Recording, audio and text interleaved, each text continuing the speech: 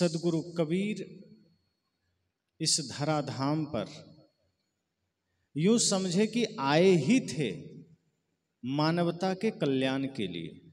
सदगुरु रविदास इस धरा पर आए ही थे मानवता के कल्याण के लिए। उनके जीवन में कोई और ध्येय नहीं था।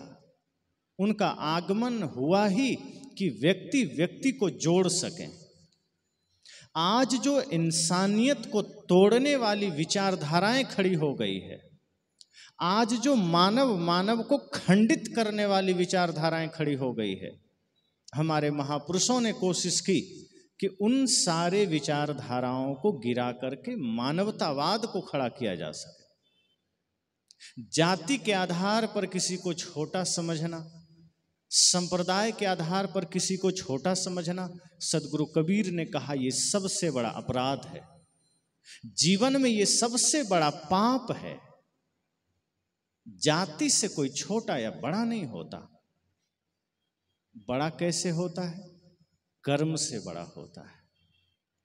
सदगुरु कबीर ने तो कहा ही है, मानुष तेरा गुण बड़ा, मांस न आवे काज, हाड़ न होते आभरण, त्वचा न बाजन बाज। उन्होंने कहा, हे मनुष्य, तुम्हारा गुण मात्र बड़ा है। अगर तुम अच्छे कर्म करते हो तो ही तुम बड़े हो। अगर तुम्हारा कर्म छोटा है तो तुम बड़े नहीं हो सकते। जैसे आप सब जानते हैं, ढोलक बजाते हैं, खंजड़ी बजाते हैं, मृदंग बजाते हैं, तबला बजाते हैं, वो सभी वाद्य यंत्र में जो चमड़ा है वो जानवरों का है। लेकिन मनुष्य के शरीर का चमड़ा से किसी वाद्य यंत्र को आपने देखा है बनते? हाथी के दांत का आभूषण बनता है। शेर के शरीर के बहुत सारे पार्ट सौंदर्य प्रसाधन में यूज होते हैं। मछलियों के तेल से कई उपचार लोग करते हैं। जितने भी जीव हैं मनुष्य को छोड़कर सबका शरीर मरने के बाद भी उपयोगी है। सदगुरु कबीर कहते हैं, ए मनुष्य, तुम्हारा शरीर मरने के बाद सिर्फ जला दिया जाता है या गाड़ दिया जाता है, किसी काम का नहीं। तो जो शरीर तुम्हारा इतना बेकाम है, जो शरीर एक मुट्ठी राख हो जाना है, उसका घमंड क्या करते हो? उसका गुरूर क्या करते हो? जो शरीर राख हो जाना है उसका घमंड मत करना, उसे सेवा में लगाना, उसे मानवता की कल्याण में लगाना। इसलिए उन्होंने कहा, तेरा गुण बड़ा। अगर मनुष्य में मनुष्यता है तो बड़ा है। आदमी में अगर सत्य है तो बड़ा है। इंसान में इंसानियत है तो बड़ा है। धन से बड़ा कोई अगर हो गया तो वो धन कब तक है? पद से कोई बड़ा हो गया तो पद कब तक है? इसलिए साहब ने कहा, आपके भीतर मनुष्यता होनी चाहिए। तो सदगुरु कबीर ने जातिवाद को मिटाया, सदगुरु रविदास ने जातिवाद को मिटाया। और आज हम जहां बैठे हैं तो हमें वो चर्चाएं करनी है, वो ज्ञान की बातें करनी है जिससे इंसान को हम जोड़ सकें, जिसके भीतर हम एक जागृति ला सकें। चाहे माताएं हों चाहे पुरुष हों, सबके भीतर की चेतना जगनी चाहिए। जहां एक और समाज को मंदिरों के नाम पर, मस्जिदों के नाम पर लड़ाया जाता है, वहीं सदगुरु कबीर जैसे संत कहते हैं कि तुम मंदिर मस्जिद के नाम पर लड़ो नहीं, बल्कि इंसानियत को जागृत करो, प्रेम को जागृत करो। और जिसके जीवन में प्रेम है, जिसके हृदय में प्रेम है, उसका हृदय ही मंदिर बन जाता है। सदगुरु कबीर तो कहते हैं कि जिस दिन तुम घर में प्रेम से जीने लगोगे, जिस दिन तुम भाई भाई से बैर विरोध मिटा दोगे, तुम्हारा घर मंदिर हो जाएगा। और बाहर मंदिर कहाँ खोजते हो? वे तो कहते हैं, कबीर जेते आत्मा तेते सालीग्राम। सदगुरु कबीर ने कहा कि जितनी आत्माएं हैं उतना सालीग्राम है। आप सब सुनते होंगे कि छोटा सा पत्थर होता है सालीग्राम का, जो पंडित लोग रखते हैं पूजा करने के लिए, जिन्हें वो लोग विष्णु भगवान कहते हैं कि ये भगवान विष्णु है। सदगुरु कबीर कहते हैं वो पत्थर भगवान नहीं है। तो लोगों ने कहा, कौन भगवान है? तो सदगुरु कबीर ने कहा, जेते, जितनी आत्मा है, जितने जीव हैं, जेते आत्मा तेते सालीग्राम। सदगुरु कबीर कहते हैं कि जितने इंसान हैं समझो यही शालिग्राम भगवान है। कहा कैसे? कहा सबके भीतर जो आत्मा बैठी है वही तो परमात्मा है। मंदिर में तो परमात्मा नहीं है, परमात्मा सबके दिल में है। और जिस दिन आपने सबके दिल में परमात्मा देखना जान लिया, समझना उसी दिन विरोध मिट जाएगा। जरा सोचिए, जिस दिन अपने ही भाई में भगवान का दर्शन हो जाएगा तो भाई से कोई झगड़ा करेगा क्या? जिस दिन अपने ही पत्नी में भगवती का दर्शन होगा, पत्नी को कोई लड़ाई करेगा? अपने ही पड़ोसी, अपने ही मित्रों में भगवान का दर्शन हो जाए तो व्यक्ति झगड़ा नहीं कर सकता। हम झगड़ा उसी से करते हैं जब हमें भगवान मंदिरों में दिखता है, इंसान में भगवान नहीं दिखता। साहब कहते हैं इंसान में जिस दिन आप भगवान को देखना शुरू कर देंगे उस दिन आपका सारा झगड़ा मिट जाएगा, उस दिन संसार सुधर जाएगा। ये भावना, ये जागृति सदगुरु कबीर की है। वे कहते हैं कि जितने इंसान हैं सबसे प्रेम रखिए, क्योंकि सब में भगवान का निवास है। वे तो कहते हैं इंसान से नफरत करते हो, भगवान को क्या तुम पाओगे। इंसान से नफरत करते हो, भगवान को क्या तुम पाओगे। उन्होंने कहा कि इंसान से नफरत करते और खोजने भगवान को चले, इंसान को धोखा दे रहे हो और भगवान को खोजने चले हो। कोई आदमी दुकानदार है, ग्राहक को धोखा दे रहा है। कोई शिक्षक है, शिक्षा के साथ गड़बड़ी कर रहा है। कोई डॉक्टर है, डॉक्टरी में ही गड़बड़ी कर रहा है। कोई वकील है, वकालत में गड़बड़ी कर रहा है। कोई नेता है तो नेता में ही गड़बड़ी कर रहा है, नेतृत्व में गड़बड़ी कर रहा है। कहा जो व्यक्ति जिस पद पर है, जिस जिम्मेदारी में है, अगर उसको ईमानदारी से निभाएगा तो समझ जाना कि वो भगवान को पा लिया। अगर हम अपने ही पद के साथ धोखा कर रहे हैं, फिर मंदिर जाने से क्या होगा? किसी के साथ छल करते हैं, किसी के साथ कपट करते हैं, किसी का दिल दुखाते हैं, और हम मंदिर जाकर भगवान के पास प्रार्थना करते हैं प्रभु कृपा करना। आप सोचिए, मंदिर तो चोर भी जाता है, चोर भी मंदिर गया प्रभु कृपा करना, हमें चोरी का मौका मिल जाए। अब एक चोर भी भगवान से प्रार्थना करता है कि हमें चोरी का मौका मिल जाए। अब उस आदमी को लगता है कि सच में अगर हम भगवान को लड्डू चढ़ा देंगे तो भगवान हमें चोरी का मौका दे देंगे। अब उसका भगवान भी वैसा है जो चोरी करने में मदद कर रहा है। और उसी मंदिर में सेठ भी जा रहा है कि प्रभु कृपा करना, हमारे घर को चोर से बचाना। अब भगवान के लिए धर्म संकट हो जाता है, चोर की सुने कि सेठ का सुने। अब चोर ने लड्डू ज्यादा चढ़ा दिया तो भगवान चोर की सुन लेते हैं कि जाओ तुम्हें ही चोरी का मौका मिल जाएगा। तो ऐसे तो हमारे मंदिर हैं जहां चोर भी पहुंच रहे हैं, सेठ भी पहुंच रहे हैं, और हम इस तरह से भगवान के मंदिरों में जाते हैं। अब जो लोग मंदिर जाते हैं क्या मांगते हैं? वहां गए, ओम जय जगदीश हरे, और मन में चल रहा है घर में धन लक्ष्मी बढ़े। ओम जय जगदीश हरे प्रार्थना तो कर रहे हैं, लेकिन मन में ये चल रहा है कि किसी तरह पड़ोसी का नुकसान हो जाए। गुरु के पास गए, भगवान के पास गए, मंदिर में गए, प्रभु कृपा करना, गुरुदेव कृपा करना, हमारा घर बड़ा बन जाए। अब पड़ोसी का घर झोपड़ी है, उसमें भी आग लग जाए। तो जो इतनी नफरत के साथ भगवान के मंदिर भी जा रहा है, जो इतनी घृणा के साथ भगवान के दर पर जा रहा है, साहब कहते हैं फिर वो आदमी किसी काम का नहीं है, फिर वो आदमी कहलाने लायक नहीं। आदमी वही आदमी कहलाने लायक है जो आदमी से प्रेम करता है, जो जीव मात्र से प्रेम करता है। आज संसार की हालत क्या है, आज देश की हालत क्या है? आज आप और हम सब किसी जीव, किसी जंतु से नहीं डरते हैं। सांप बिच्छू से आप नहीं डरते हैं, आप शेर भालू से नहीं डरते हैं, आप इंसान से डरते हैं कि पता नहीं कौन चौराहे पर किस मुकाम पर कोई बंदूक लेकर, तलवार लेकर खड़ा होगा और हमारे साथ दुर्व्यवहार कर देगा। आप जानवर से नहीं डर रहे हैं, इंसान के वेश में छिपे हुए जानवरों से आपको भय हो रहा है, पता नहीं कौन हमारे साथ क्या बुरा कर जाएगा। ये वहशीपना, ये क्रूरता कहाँ से आई है? इतने भगवान हैं इस देश में, इतने धर्मगुरु हैं, इतने शास्त्र हैं, फिर भी इंसान के भीतर वो क्रूरता क्यों आई है? जबकि यहाँ हमारा जीवन थोड़ा है, जबकि जाना सत्य है। कहा भी है, आदमी के शहर में मैं ढूंढता हूँ आदमी, आदमी के शहर में ही खो गया है आदमी, आदमी के शहर में मैं ढूंढता हूँ आदमी। भक्त या विद्वान कवि, भगवान पंडित मौलवी, भक्त या विद्वान कवि, भगवान पंडित मौलवी, जो भी बनना बाद में, पहले बनो तुम आदमी, आदमी के शहर में मैं ढूंढता हूँ आदमी।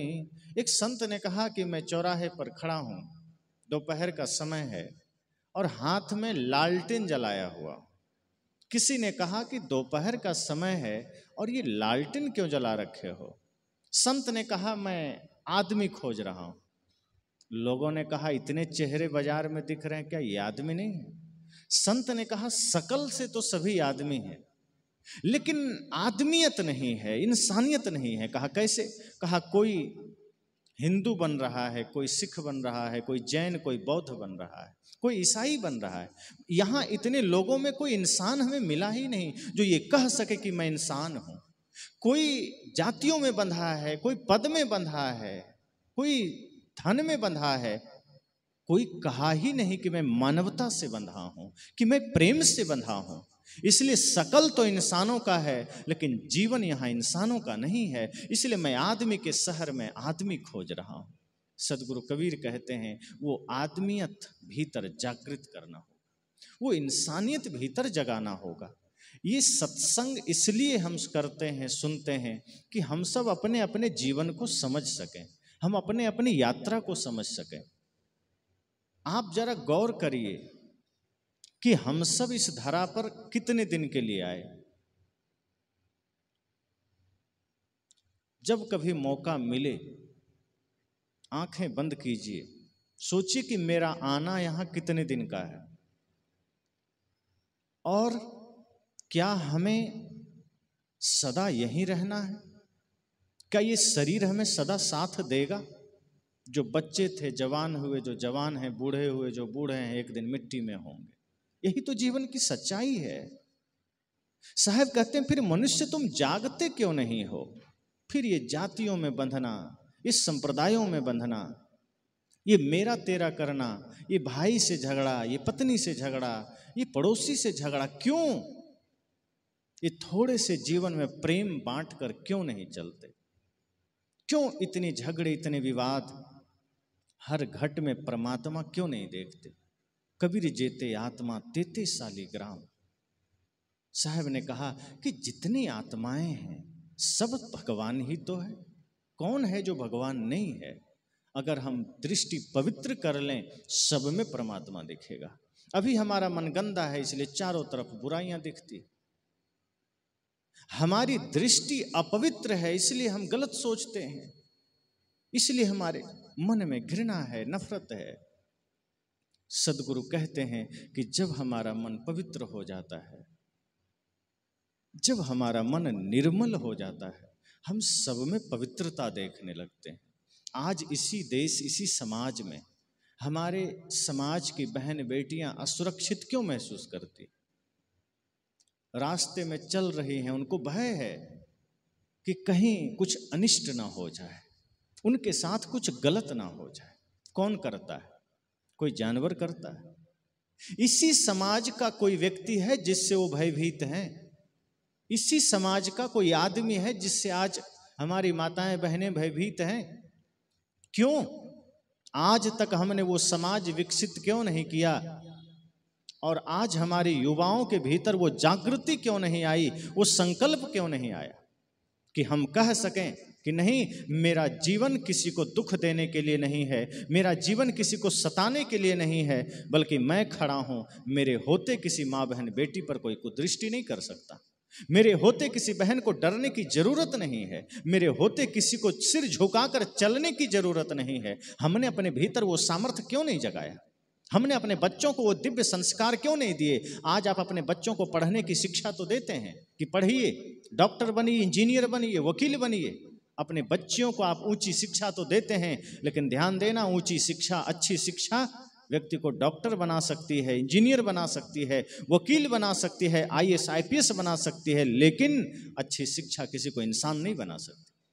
इंसान बनाने के लिए दिव्य संस्कारों की जरूरत है। और एक बात ध्यान दीजिए, अपने बच्चों को शिक्षा के साथ साथ दिव्य संस्कार देना जरूरी है, और वो माताओं को ज्यादा देना है। माताएं इस समाज का निर्माता है। इसलिए हमारे संतों ने कहा था, माता निर्माता भवती। अगर माताएं ठान ले कि हमें संकल्पित होकर अपने बच्चे बच्चियों में दिव्य संस्कार देना है, तो आप निश्चित समझिए आपके बच्चे बच्चियां पुनः वही गौरवमयी संस्कृति को धारण कर सकते हैं, पुनः वो दिव्यता धारण कर सकते हैं, जिससे अपना तो कल्याण करेंगे ही, समाज का भी कल्याण होगा। लेकिन ऐसा नहीं होता। आज ऐसा क्यों नहीं हो रहा? आज हमारे समाज के युवा क्यों भटकते चले जा रहे हैं? कोई नशा के पथ पर जा रहा है, कोई हिंसा के पथ पर जा रहा है। इतने भगवान के होते हुए समाज में इतनी विसंगतियां क्यों है? आज कितने लोग भूखे सो जाते हैं, उस समय भगवान कहां चले गए? कितने लोगों की इज्जत उतर जाती है, भगवान कहां चले गए? मंदिरों के होते हुए, मस्जिदों के होते हुए लोगों के जीवन में इतनी दरिद्रता क्यों है? लोगों के मानसिक हालत इतने बिगड़े क्यों हैं? आज पारिवारिक झगड़े क्यों हैं? आप कोर्ट कचहरी न्यायालय में जाकर तो देखिए, अधिकांश झगड़े भाई भाई के मिलेंगे आपको। आज इतने भाई भाई के झगड़े कोर्ट में क्यों जा रहे हैं? आज इतने सास बहू के झगड़े कोर्ट में क्यों जा रहे हैं? आज पति पत्नी के झगड़े कोर्ट में क्यों जा रहे हैं? कहीं ना कहीं हम धन के मामले में आगे बढ़े हैं, हम पद के मामले में आगे बढ़े हैं, हम भौतिकता में आगे बढ़े हैं, लेकिन हमारी इंसानियत गिरी है, हमारी मानवता गिरी है, जिसके वजह से आज इंसान इंसान का दुश्मन बना है, जिसके वजह से आज हमारे युवा पीढ़ियों में संस्कारों की कमी आई। और ये भारत भूमि का वो प्रांत है जो वीरों की भूमि के नाम से जाना जाता है, जहां छोटी छोटी उम्र में हमारे वीरों ने, वीरांगनाओं ने इस देश के लिए अपनी कुर्बानियां दी है, शहादत दी है। और मैं सिर्फ इस पंजाब की बात नहीं करता, मैं संपूर्ण भारतवर्ष की बात करता हूं, क्योंकि संपूर्ण भारतवर्ष हमारा है, और उस भारतवर्ष में हम एक नागरिक होने के नाते हमें अपने उन वीर वीरांगनाओं को स्मरण करना चाहिए जिन्होंने हमारे लिए शहादत दी। हमें उन स्वतंत्रता सेनानियों को याद करना चाहिए जिन्होंने हमारी स्वतंत्रता के लिए अपनी कुर्बानी दी है, और वर्तमान में उन सेनाओं को याद करना चाहिए जो हमारी सुरक्षा के लिए बॉर्डर पर गोलियां खाने को तत्पर हैं, और हम यहाँ जातियों में उलझे हैं, और हम यहाँ धन दौलत के चक्कर में पड़े हैं, और हम यहाँ भाई भाई में झगड़े कर रहे हैं।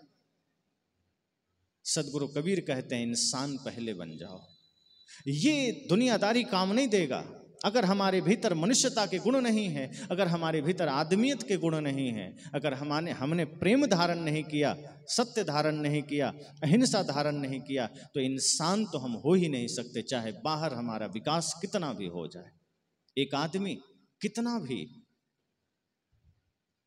बढ़िया घर बना ले, बढ़िया क्वालिटी का गद्दा खरीद ले और सब कुछ कर ले, लेकिन अगर मन में शांति नहीं है तो उसे नींद कभी नहीं आएगी। नींद खरीदा नहीं जा सकता।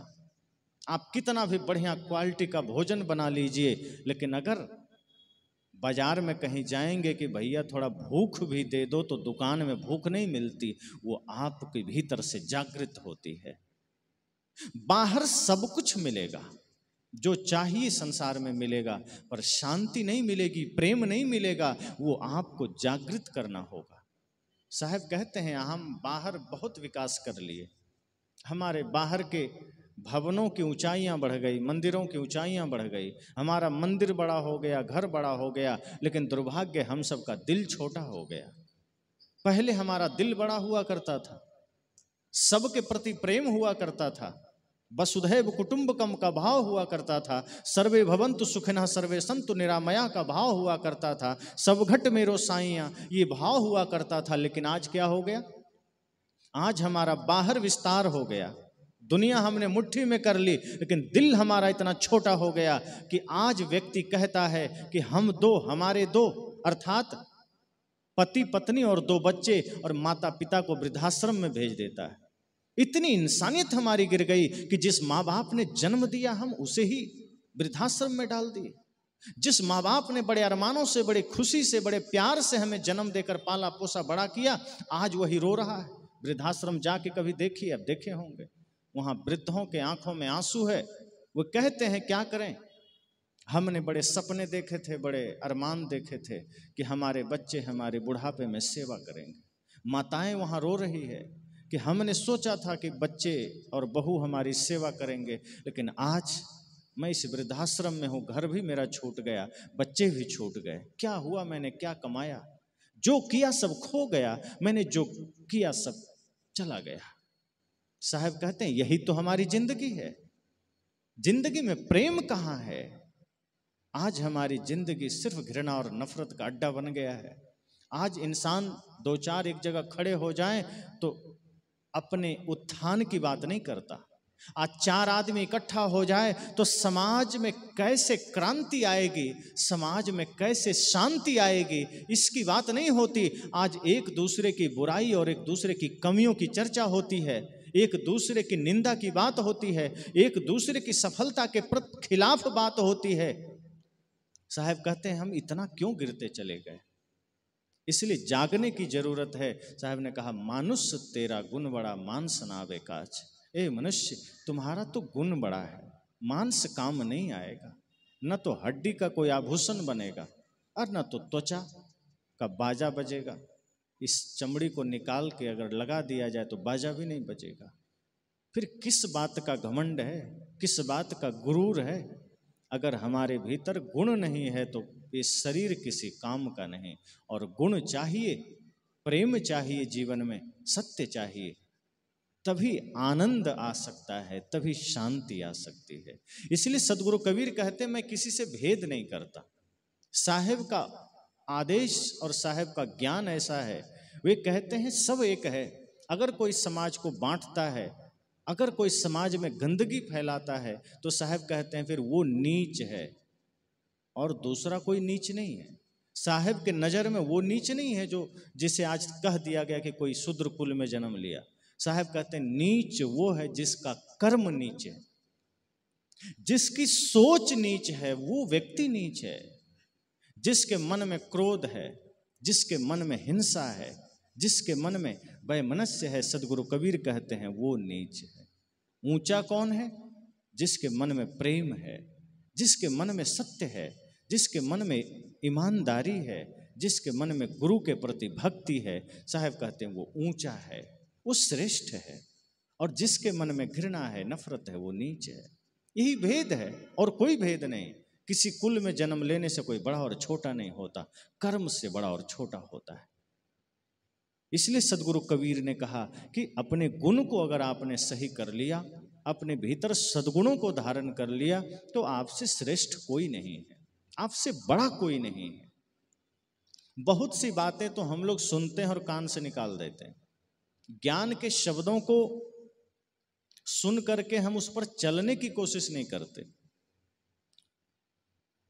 मैं कहा करता हूं, व्यक्ति कितना खाता है ये महत्वपूर्ण नहीं है, व्यक्ति कितना पचाता है ये महत्वपूर्ण है।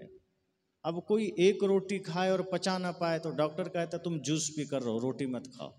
और कुछ ऐसे भी लोग हैं जो 20-20 रोटियां पचा जाते हैं, तो हजम कर जाते हैं, तो उनके लिए कोई दिक्कत नहीं। हम सत्संग सुनते कितना है इससे ज्यादा महत्वपूर्ण है हम उसको जीवन में उतारते कितना है। क्या सत्संग सुनकर हमारे जीवन में बदलाव आया?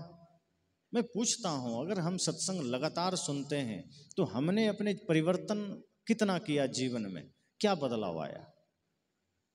और बदलाव हमारे कर्मों में दिखना चाहिए, हमारे चिंतन में दिखना चाहिए, हमारे जीने के ढंग में दिखना चाहिए, हमारे चलने में दिखना चाहिए।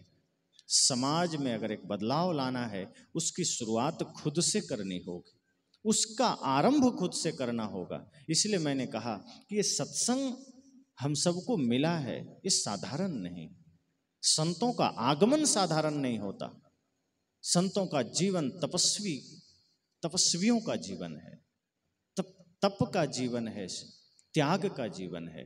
संत का चरण पड़े समझना सौभाग्य जागृत हुआ। और गुरु की भूमि है ये, संतों की भूमि है ये। यहाँ तो सदैव सबके जीवन में सत्य, अहिंसा, प्रेम, करुणा की धारा बहनी चाहिए। तो सदगुरु कबीर कहते हैं कि मानुष तेरा गुण बड़ा, ए मनुष्य तुम्हारा गुण बड़ा है। लेकिन हमने अपने गुणों को भुला दिया। एक इंसान में क्या गुण होना चाहिए? एक इंसान में मानवता, इंसानियत, यही गुण तो चाहिए। और क्या चाहिए? और मानवता क्या है?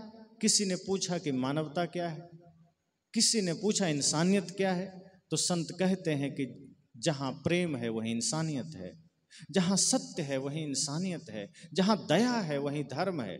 जब धर्म की बात आती है तो कुछ लोग ये सोच लेते हैं कि हिंदू, मुस्लिम, सिख, ईसाई ये धर्म है। सदगुरु कबीर कहते हैं ये मजहब है, संप्रदाय है।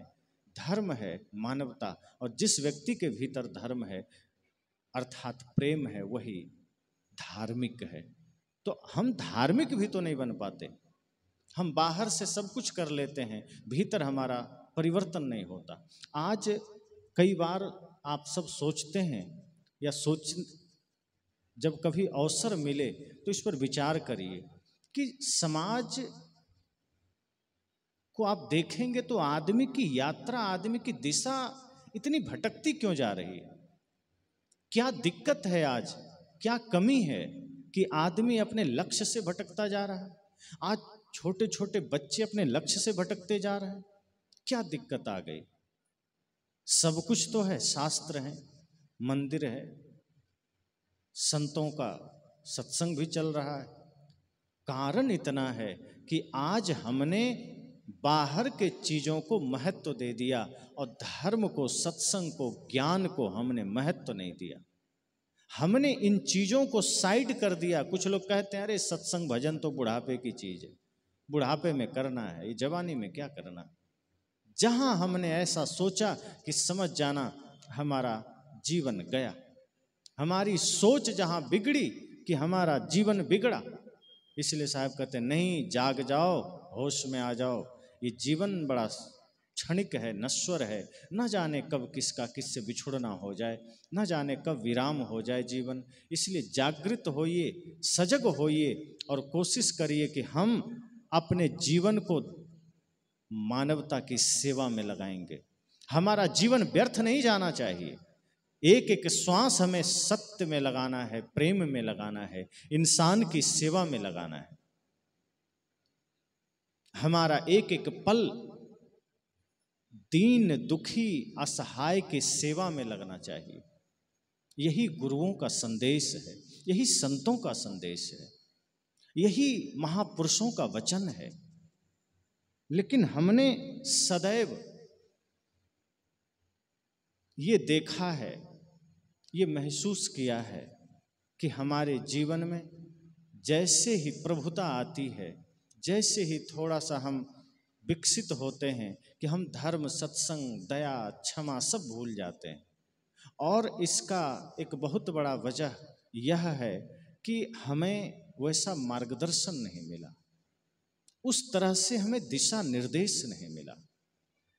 आज भ्रम फैलाने वाला ज़्यादा है समाज में। आप देखें जहाँ भी चैनल खोलेंगे, मोबाइल खोलेंगे तो भ्रम फैलाने वाले लोग ज़्यादा आ जाएंगे। कोई कहेंगे कि गंगा का दर्शन करो मुक्ति मिल जाएगी, कोई कहता है शिव जी पर जल चढ़ाओ मुक्ति मिल जाएगी, कोई कहता है बेल के पत्ते में शहद लगा के शिवलिंग में लगा दो, बच्चा पास हो जाएगा। कोई कहता है चिता में तुलसी की लकड़ी डाल दो, मुक्ति मिल जाएगी। अब आदमी सोचता है इतना सस्ता में काम बन रहा है तो कौन माता पिता की सेवा करे। जब एक लोटा जल चढ़ाने से ही काम बन जाएगा तो माता पिता गुरु की सेवा क्यों करें, फिर धर्म के मार्ग पर क्यों चलें। आज बहुत से गुरु कहते हैं व्यास गद्दी में बैठकर कि जितना लड़ाई करना है करो, जितना भाई के साथ झगड़ा करना है करो, जितना पत्नी से विवाद करना है करो, जितना नशा करना है करो, मांस खाना है खाओ, बस एक बार शिव मंदिर में जाओ, एक लोटा जल चढ़ा दो, सब काम हो जाएगा। अब सोचिए इतना सस्ता जिसको मिल रहा है वो गुरुओं के पास क्यों जाएगा, उस संतों के पास क्यों जाएगा। क्योंकि हमारे पास आएगा तो हम कहेंगे नहीं, पाप कर्म छोड़ना पड़ेगा, माता पिता की सेवा करनी पड़ेगी। तो आदमी कहता है इतना कठिन कौन करे, वहीं ठीक है। अब ऐसे भ्रम फैलाने वाले गुरुओं की भीड़ है देश में, जो व्यास गद्दी में बैठकर आदमी को भ्रम बांट रहा है। वो कहता है पाप कर्म छोड़ना नहीं है, आप पाप करते रहिए, अन्याय करते रहिए, जातिवाद करते रहिए, छुआछूत करते रहिए, बस गंगा में डुबकी लगा लीजिए, काम बन जाएगा। गंगा में डुबकी लगाने से काम नहीं बनता। साहब तो कहते हैं कि मछली तो हमेशा गंगा में ही रहती है, तो उसको पहले मुक्ति हो जानी चाहिए। फिर आदमी जो डुबकी लगाने जा रहा है, जब उसकी मुक्ति हो जाएगी तो नदी में तो सारे प्रकार के जीव हैं, मछली है, कितने सारे कीट पतंगे हैं, उनको तो पहले मुक्ति मिल जाएगी। साहब कहते हैं नहीं, ये धोखा है, ढोंग है, ढकोसला है। इंसान को जागना पड़ेगा। आज इंसान सोया है, समाज सोया है, भ्रांतियों में ज्यादा भागता है आदमी। चमत्कार कोई दिखा दिया आदमी चला जाएगा, कोई हाथ हिलाया राख दिखा दिया, किसी ने हाथ हिलाया हाथ में रसगुल्ला आ गया, किसी ने हाथ हिलाया हाथ में नोट आ गया, आदमी समझता है बड़ा चमत्कारी आदमी, इसी के पास जाना चाहिए, और वहां जाके सिर झुका देता है। हमारे संतों ने कहा कि ये सब बच्चों का खेल है, मदारियों का खेल है। असली चमत्कार है जीवन में सत्य को धारण करना, प्रेम को धारण करना। असली चमत्कार है मानवता की सेवा करना। असली चमत्कार है माता पिता गुरु की सेवा करना। अगर आप ये कर पाते हैं, अगर आप किसी के साथ प्रेम का व्यवहार कर पाते हैं, अगर आप इंसानियत को धारण कर पाते हैं, इससे बड़ा चमत्कार और कुछ भी नहीं है। इसलिए भ्रम में मत पड़िए, आडंबर में मत पड़िए। जीवन आपका है, इस शरीर आपको मिला है, इसे व्यर्थ में मत गंवाइए, इसे लगाइए सेवा में। श्वास रहते जीवन रहते इस शरीर का सदुपयोग करिए। शरीर सबको मिला, कोई चोरी करके शरीर को गंवा देता है, कोई हिंसा करके शरीर को गंवा देता है। शरीर तो वही है, शरीर अच्छा या बुरा नहीं होता, हम इसका प्रयोग कैसा करते हैं इस पर निर्भर करता है। जैसे मोबाइल तो वही है, कोई आदमी मोबाइल में प्रवचन देख करके अपने जीवन में कुछ उत्थान कर लेता है, कुछ आदमी मोबाइल में भजन सुन करके मन को शांत कर लेता है, और कुछ ऐसे भी हैं जो उसी मोबाइल में अश्लील गीत देख करके अपने मन को बिगाड़ लेता है, कुछ अश्लील न्यूज देख करके अपने माइंड को डिस्टर्ब कर लेता है। मोबाइल वही है, प्रयोग गलत हो गया तो मोबाइल गलत हो गया, प्रयोग सही हो गया तो वही मोबाइल आपके साथ आपके शांति का साधन बन जाता है। तलवार चोर के हाथ लग जाए तो वो तलवार गलत हो जाती है, वही तलवार सेना के हाथ में है तो सही हो जाती है। चाकू अगर चोर के हाथ लग गया वो किसी की जेब काटेगा, वही चाकू डॉक्टर के हाथ लग गया तो किसी का ऑपरेशन करके जीवन का उद्धार कर देगा। चाकू गलत नहीं है, प्रयोग गलत है। बंदूक अगर आतंकवादी के हाथ लग गया वो आम आदमी का खून बहाएगा, वही बंदूक सेना के हाथ लग गया वो आम आदमी की सुरक्षा करेगा, राष्ट्र की सुरक्षा करेगा। सदगुरु कहते हैं कि जीवन गलत नहीं है, हमारा आपका शरीर गलत नहीं, स्त्री पुरुष होना गलत नहीं है, इसको हम कल्याण में लगाते नहीं हैं, इसको हम सेवा में लगाते नहीं, ये गलती है। गलती करना भी गलत नहीं है। अगर किसी से कोई गलती हो जाए तो ये मत समझिए कि हमने बहुत बड़ा पाप कर दिया। सदगुरु कबीर कहते हैं गलती करना उतना बुरा नहीं है जितना बुरा गलती करके पश्चाताप न करना है। अगर गलती रुलाती है तो ये राहें भी दिखाती है। मनुष्य गलती का पुतला है, अक्सर हो ही जाती है। जो कर ले ठीक गलती को उसे इंसान कहते हैं, पराया दर्द अपनाए उसे भगवान कहते हैं। किसी के काम जो आए उसे इंसान कहते हैं। संतों की परिभाषा यही है कि कोई किसी के काम अगर आ जाए तो वो इंसान है। इंसान ही इंसान के काम आएगा, जो हैवान होगा वो नहीं आएगा। और लेकिन आज हमारे भारत की हालत क्या है? ऐसे ऐसे क्रूर प्रवृत्ति के लोग हैं। जिस देश में अपने शरीर का अंग भी दान कर देने की परंपरा थी, सोचिए, राजा शिवी ने अपने शरीर का अंग पक्षी को दान कर दिया, एक पक्षी की जान बचाने के लिए। जहां अपना सर्वस्व न्यौछावर कर देने की परंपरा है, आज मैंने देखा है कि आज यहां भिखमंगों के कटोरे से लोग भीख चुरा के भाग जाते हैं। देगा तो क्या है, दान देता नहीं है, मौका पाया तो भिखारियों के कटोरा भी चुरा के भाग लेता है। इतनी नैतिकता हमारी गिरी है। और हम सोचते हैं हम इस भारत भूमि में जन्म लिए हैं, क्या होगा जन्म लेने से अगर हम अपने महापुरुषों और अपने वीर वीरांगनाओं का अनुसरण ही ना करें? तो मनुष्य शरीर हमारे पास भी है, हम उसका दुरुपयोग करते चले जा रहे हैं। जिस दिन हमने मनुष्य शरीर का उपयोग धर्म में किया, जिस दिन हमने अपने जीवन का उपयोग किसी निर्बल के सहायता के लिए किया, किसी भूखे को भोजन के लिए किया, किसी प्यासे को पानी के लिए किया, समझना ये जीवन हमारा सार्थक हो गया। हमने इस जीवन का सदुपयोग कर लिया।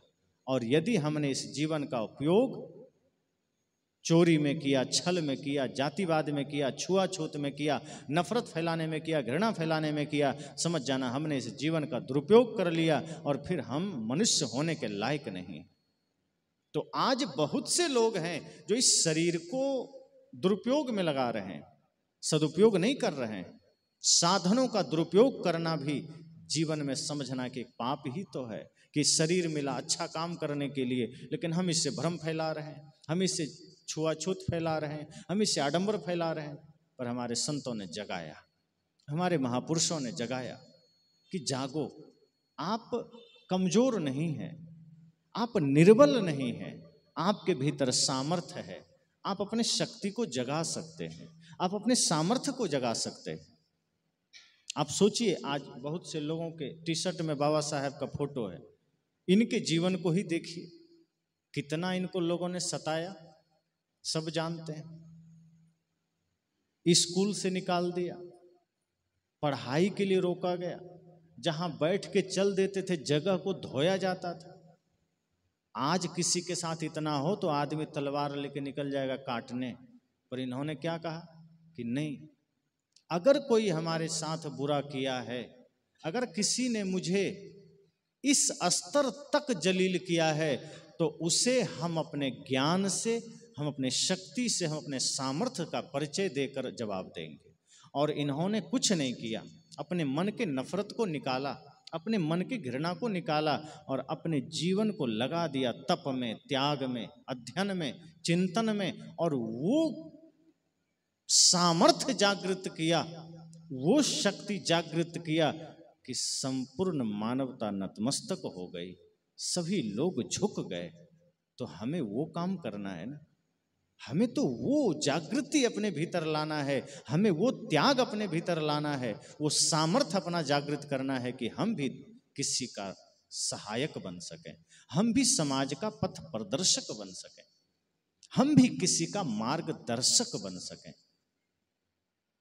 ये जीवन किसी के काम आ जाए। सदगुरु कबीर कहते हैं, कबीर जब हम पैदा हुए, जग हंसे हम रोए, ऐसी करनी कर चलो हम हंसे जग रोए। जब बच्चे का जन्म होता है तो घर के लोग हंसते हैं, खुशियां मनाते हैं कि बच्चे ने जन्म लिया है। लेकिन आप सबने ध्यान दिया, बच्चा रोता है। बच्चा जन्म लिया, वो रो रहा है और बाकी लोग खुश हो रहे हैं, हंस रहे हैं। और कभी कभी ऐसा होता है कि जन्म लेते ही कोई बच्चा रोता नहीं है तो जबरदस्ती रुलाया जाता है, पता नहीं अस्वस्थ तो नहीं है, पता नहीं बच्चा स्वस्थ है कि नहीं, बीमार तो नहीं पैदा ले लिया। तो अगर जो बच्चा जन्म लेते ही ना रोए तो उसे रुलाया जाता है। और बाकी लोग जब वो बच्चा रोने लगता है तो तब आदमी खुश होने लगता है कि हमारे घर में बालक का जन्म हुआ है। साहब कहते हैं कि जब हम लिए, जब बच्चे का जन्म हुआ तो क्या हुआ, हम रो रहे थे, संसार हंस रहा था। साहब कहते हैं जरा ध्यान देना मेरे मित्रों, जन्म लेते समय तो मजबूरी थी रोना, लोग हंसे थे, पर ध्यान देना अब ऐसा कर्म करके जाना, ऐसी कमाई करके जाना कि आप हंसते हुए जाओ और संसार को रोना पड़े, वो कर्म करना, वो जागृति लाना। ऐसा कर्म मत करके जाना कि आपके जन्म पर भी संसार हंसा था और आपके मृत्यु पर भी लोगों को हंसना पड़ जाए। यदि ऐसा हो गया तो समझ लेना आपने जीवन को बर्बाद कर दिया। और किसी की अच्छाई का पता लगाना है, किसी की महानता का पता लगाना है कि वो आदमी, एक संत एक जगह बैठे थे तो दो लाशें जा रही थी, अर्थी जा रही थी। संत ने कहा ये बताओ, दो आदमी है, इसमें से कौन स्वर्ग गया कौन नरक गया बताओ। लोगों ने कहा ये कैसे पता चलेगा, अब आदमी मर गया है, पता कैसे चलेगा स्वर्ग कौन गया नरक कौन गया। संत ने कहा एक तरकीब है, एक उपाय है, ऐसा करो तुम लोग उसके अर्थी में शामिल हो जाओ और क्या क्या बातें होती है सुनकर आओ, फिर मैं बता दूंगा कि कौन स्वर्ग में गया कौन नरक में गया। तो जो पहली अर्थी जा रही थी वहां दो चार लोग चले गए, तो राम नाम सत्य है, सबका यही गत्य है कहते लोग चल रहे थे। उसी में कुछ लोग बातें कर रहे थे, अच्छा हुआ ये चला गया, समाज के लिए कलंक था, पाप ही तो किया था, गरीबों का हक मारा, सबको सताया, माता पिता को दुख दिया, भाई को दुख दिया, अच्छा हुआ चला गया। आकर के संत से कहा गुरुजी, इसके पीछे जो लोग चल रहे थे वो लोग हंस रहे थे और कह रहे थे अच्छा हुआ चला गया, सबको सताया, मारा, पीटा, अंतिम समय तक लोगों को कष्ट दिया, अच्छा हुआ मर गया। गुरुजी ने कहा नरक में गया। कहा कैसे? कहा जिसके मरने पर आदमी खुश हो रहा है, समझ लो जीते जी उसने पाप ही किया है, इसलिए नरक में गया। तब तक दूसरे अर्थी के पास भी लोग गए, वहां जाकर सुना तो सबके आंखों में आंसू हैं, सभी रो रहे हैं। इन लोगों ने जब लोगों को देखा तो आपस में लोग बात कर रहे थे कि बड़ा धर्मात्मा आदमी था, कोई भी दीन दुखी मिल जाए उसके लिए खड़ा रहता था, अपने माँ बाप की सेवा तो किया ही किया, अपने भाई का देखभाल तो किया ही किया, समाज में जो भी आया इसके पास सबकी सेवा किया, सबके साथ प्रेम का व्यवहार किया, जीव मात्र पर दया किया। ये आदमी के जाने से समाज में बड़ा क्षति हुआ है, हम सब अनाथ हो गए। रोने लगे लोग। वो वहाँ से भी लोग आए, कहा गुरुजी वहाँ तो लोग रो रहे थे और कह रहे थे कि इस आदमी के जाने से समाज को बड़ी क्षति हुई, ये आदमी बड़ा धर्मात्मा था, दीन दुखियों की सेवा, भूखे को भोजन, प्यासे को पानी, यही इसका जीवन था, कभी किसी को दुख नहीं दिया, किसी का दिल नहीं दुखाया। संत ने कहा निश्चय ही ये स्वर्ग में गया है। कहा कैसे? कहा जो जीते जी सबको सुख दिया, जो जीते जी किसी को दुख नहीं दिया, जिसके रहते सब लोग खुश ही खुश थे, सोचो उसके जाने के बाद लोगों के आंखों में आंसू है, तो जिसके लिए आंसू है वो स्वर्ग ही तो जाएगा। इसलिए संतों ने कहा कि कोशिश ऐसा करना कि आपके लिए लोगों के आंखों में आंसू हो, आपके वजह से आंसू नहीं होना चाहिए। आंसू हो लेकिन आपके लिए हो, आपके वजह से नहीं हो। आपके वजह से होता है कब? जब आप दुख देते हैं, आप दर्द देते हैं, आप पीड़ा देते हैं। लेकिन आपके लिए किसी को आंसू आ जाए, इसका मतलब आप उसके लिए भगवान से कम नहीं। इसलिए संतों ने कहा कि संसार में अगर जीना है तो सबसे पहले अपने अपने जीवन को देखिए कि हम इस धरती पर आए क्यों हैं और क्या हम मनुष्य हैं। शरीर मनुष्य का है, कर्म है कि नहीं मनुष्य का, हमारा आचरण है कि नहीं मनुष्य का। हमारा अगर आचरण मनुष्य का नहीं है, हमारा कर्म मनुष्य का नहीं है, अर्थात अगर हमारे भीतर दया नहीं है, हमारे भीतर करुणा नहीं है, हमारे भीतर प्रेम नहीं है, तो समझ जाइए हम इंसान नहीं हैं। इंसान वही है जिसके हृदय में दया है, जिसके जीवन में प्रेम है। और जब यह आएगा तो निश्चय ही हम सब अपने अपने जीवन का सदुपयोग कर पाएंगे। तब हम अपने अपने जीवन को सेवा में लगा पाएंगे और इससे क्या होगा, एक समाज में सही जागृति आएगी। इसलिए आज हम सबको जागृत होने की आवश्यकता है। आज हमारा समाज क्यों सोया हुआ है? इतने ज्ञान, इतने संदेशों के बाद भी छुआछूत है, आडंबर है, छल है, प्रपंच है, ग्रह है, लगन है, मुहूर्त है। किसी ने कह दिया हाथ में अंगूठी पहन लो, ग्रह कट जाएगा, आदमी अंगूठी पहन लेता है। एक व्यक्ति को मैंने देखा, उंगली में अंगूठी पहना था, सभी चारों उंगलियों में। तो मैंने कहा ये अंगूठी आपने किस लिए पहना है? तो उसने कहा कि हम पर शनि ग्रह टेढ़ा हो गया था, इसीलिए किसी ने कहा पंडित जी ने कि पहन लो तो सीधा हो जाएगा। तो मैंने कहा कहाँ से लिया? कहा स्टेशन के बाहर वहीं फुटपाथ पर एक आदमी अंगूठी बेच रहा था, उसने कहा मैं पंडित हूँ और ये अंगूठी अगर पहन लोगे तो शनि ग्रह सीधा हो जाएगा।